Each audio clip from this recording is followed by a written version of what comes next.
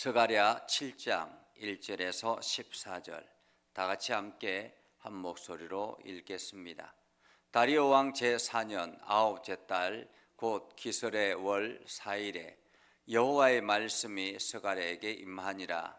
그때에 베델 사람이 사레셀과 레겜멜렉과 그의 부하들을 보내 여호와께 은혜를 구하고 만군의 여호와의 전에 있는 제사장들과 선지자들에게 물어 이르되 내가 여러 해 동안 행한 대로 5월 중에 울며 근신하리까 하매 만군의 여호와의 말씀이 내게 임하여 이르시되 온 땅의 백성과 제사장들에게 이르라.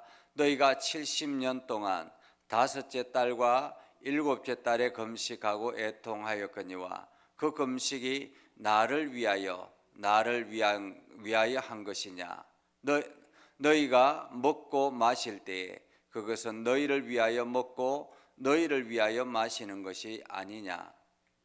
예루살렘과 사면 성읍에 백성이 평온히 거주하며 남방과 평원에 사람이 거주할 때에 여호와가 옛 선지자들을 통하여 외친 말씀이 있지 않으냐 하시니라.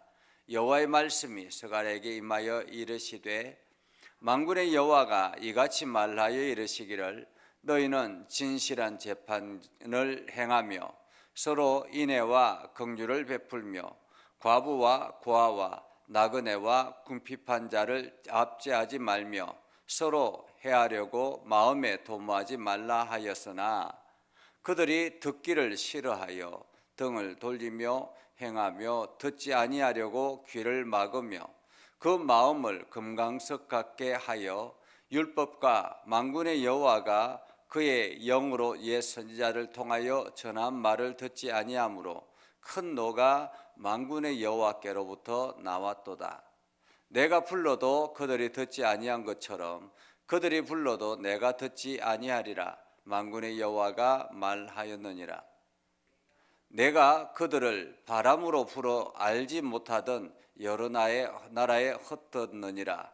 그 후에 이 땅이 황폐하여 오고 가는 사람이 없었나니 이는 그들이 아름다운 땅을 황폐하게 하였음이니라 하시니라.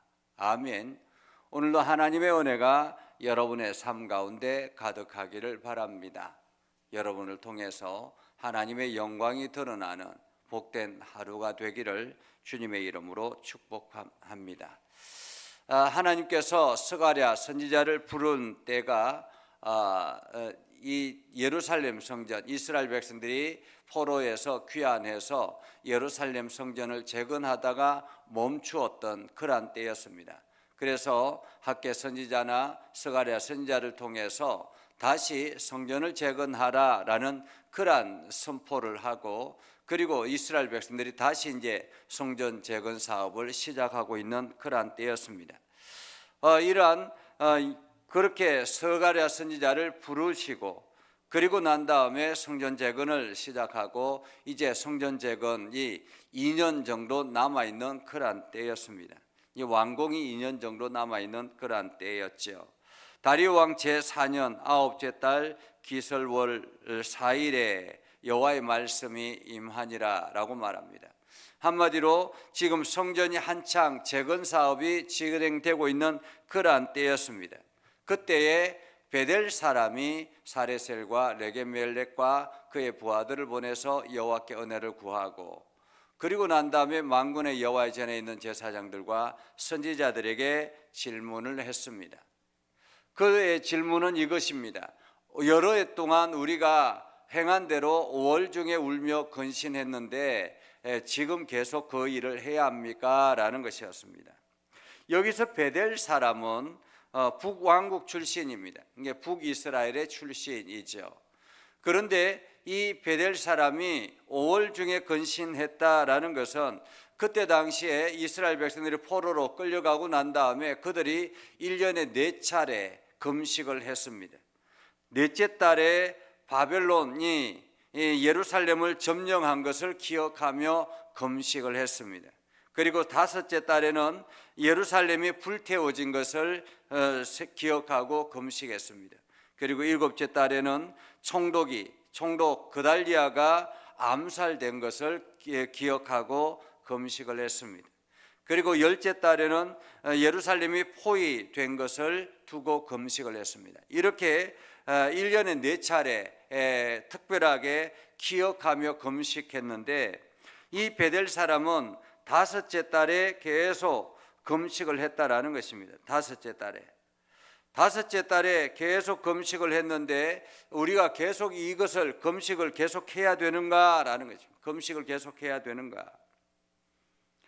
그때 하나님께서 스가랴 선지자에게 이렇게 말씀하십니다.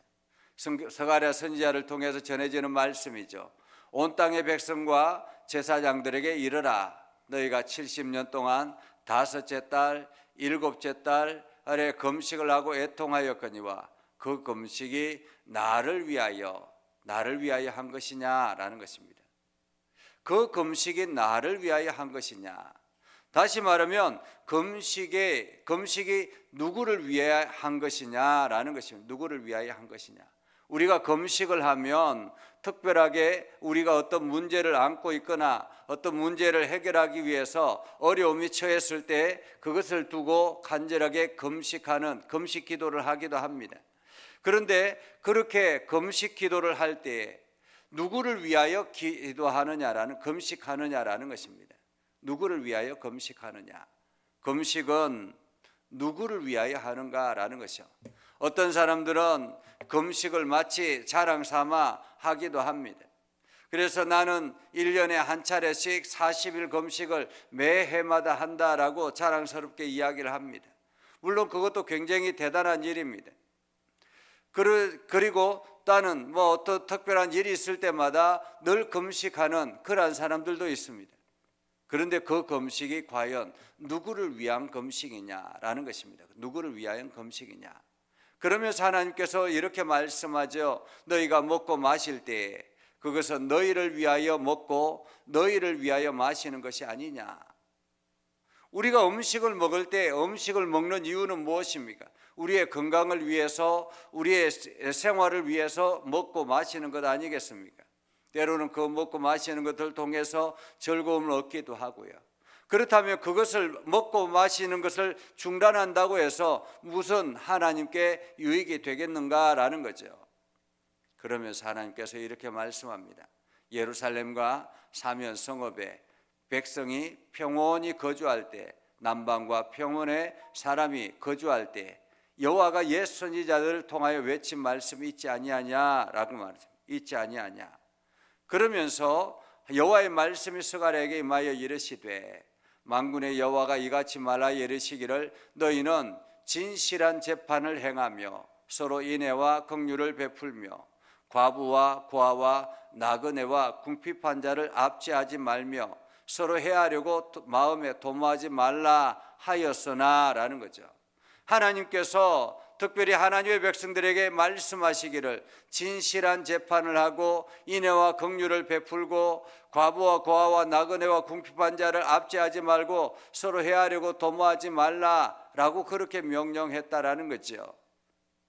그런데 그들이 하나님의 말씀을 듣기 싫어하고 등을 돌리며 행하며 듣지 아니하려고 귀를 막았다라는 것입니다. 그들의 마음을 금강석같이 하여 율법과 만군의 여호와가 그의 영으로 옛 선지자를 통하여 전한 말을 듣지 아니하였다라는 거죠.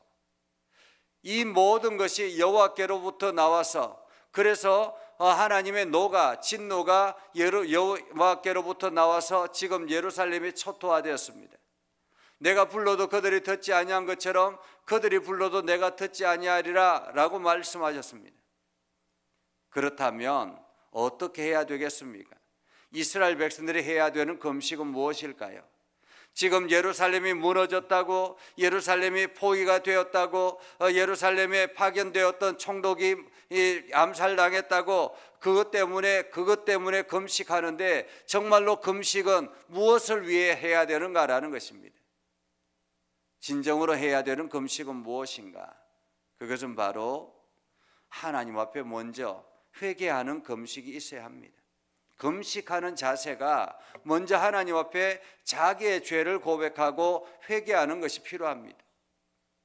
자기의 연약함과 자기의 죄악을 먼저 고백하는 것이 우선이죠. 내가 잘못해서 이러한 고통의 시간들을 가지게 되었는데 그렇다고 해서 그것 때문에 억울합니다, 하나님 이 저 원수들이 우리를 괴롭게 합니다 라고 한들 무슨 하나님 앞에 유익이 되겠는가라는 것입니다. 진정으로 금식을 원한다면 그 금식의 가장 기본은 회개하는 것입니다.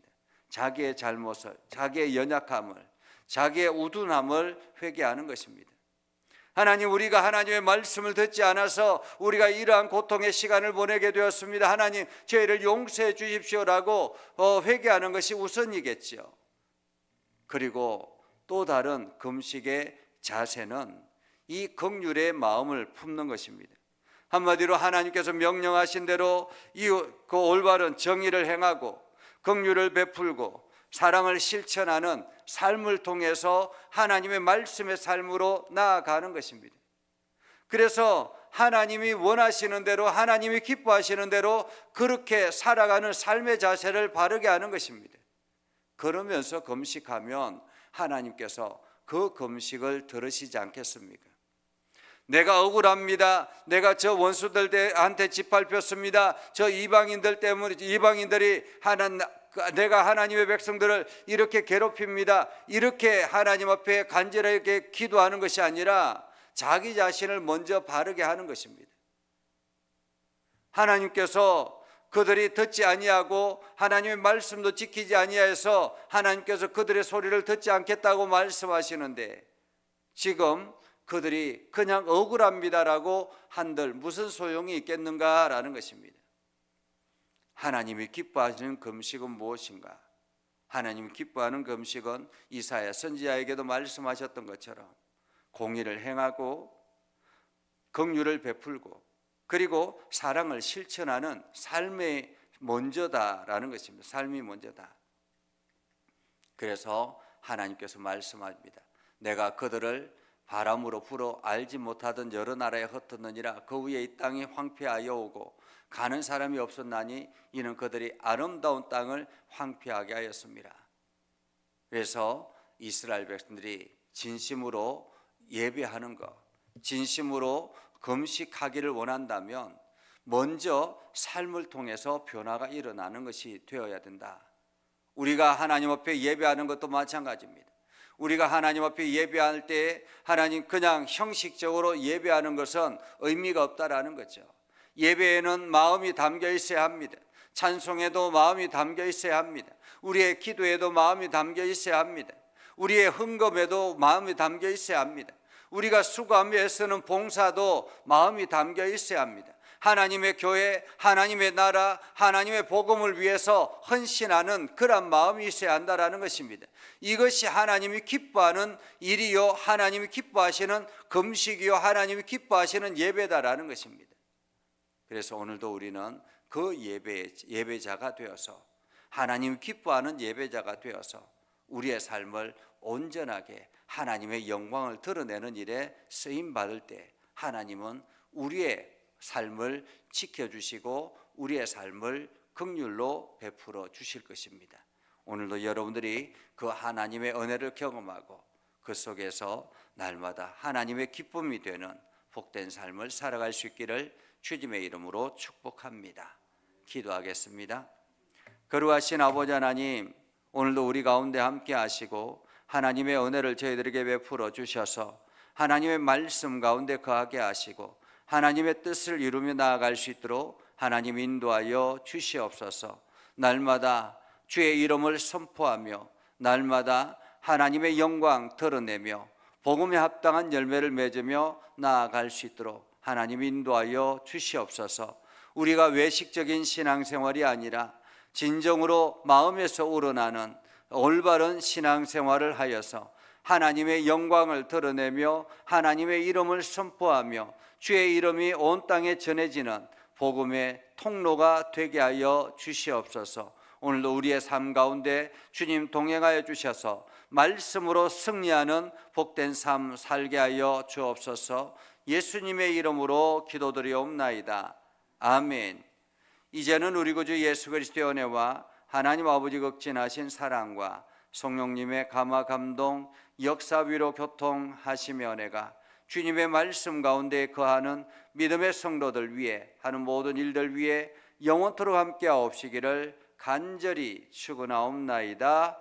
아멘.